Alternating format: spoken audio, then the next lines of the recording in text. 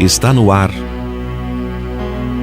Momento Espírita, o programa que traz o espiritismo para bem perto de você.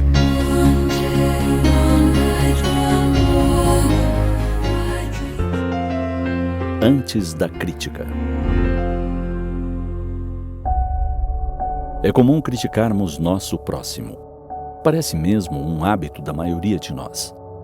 Seria interessante que antes de partirmos para a crítica, nos colocássemos no lugar dessa pessoa e nos perguntássemos como nós agiríamos na mesma situação dela.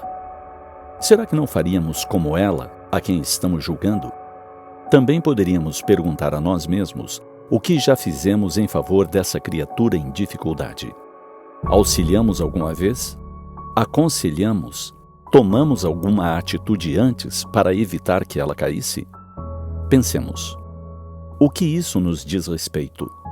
Por que criticar se essa atitude não nos afeta e não diz respeito à nossa vida?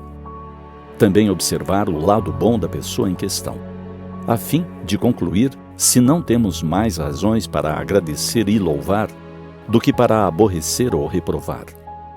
Por vezes, detemo-nos no tal ponto escuro diante de imenso quadro branco. Desconsideramos tudo que aquela pessoa fez de bom, toda a sua história. Simplesmente expomos nossa crítica ácida e desproporcional. Outra sugestão é recorrermos à memória e lembrarmos com sinceridade se já conseguimos vencer qualquer grande crise moral da existência sem o auxílio de alguém. Precisamos de ajuda sempre.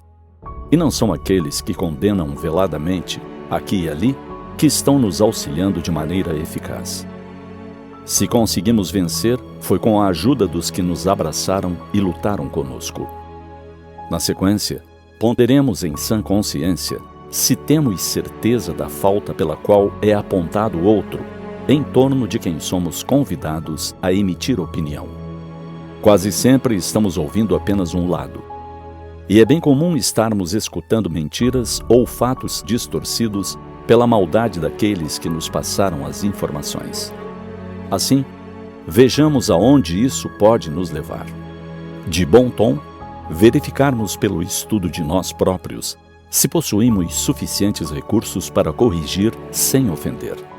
Se precisarmos falar, apontar o erro de alguém, temos condições de fazê-lo de forma amorosa, educativa, sem destruí-lo com palavras cruéis? Consideremos que, de modo geral, aquele que se apresenta como o equivocado não agiu sozinho. Muitas vezes terá sido induzido ao erro por terceiros. Todos somos influenciáveis, muito influenciáveis.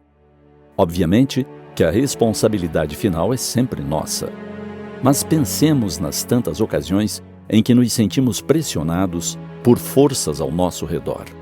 Ditos amigos, colegas que expõem ideias, que nos sugestionam. Finalmente, reflitamos na maneira pela qual desejamos ser tratados por nossos amigos quando entramos no erro. Como gostaríamos que as pessoas entendessem e nos dessem apoio, compreensão. Mais do que isso, nos estendessem a mão para nos erguer de onde caímos.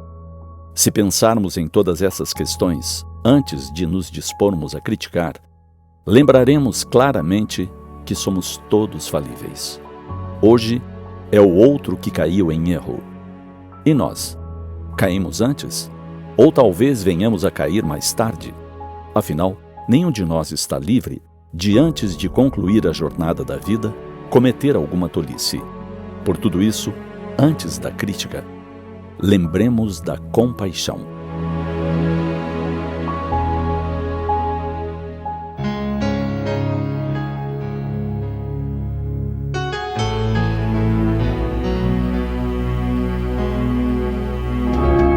E assim chegamos ao final de mais um Momento Espírita.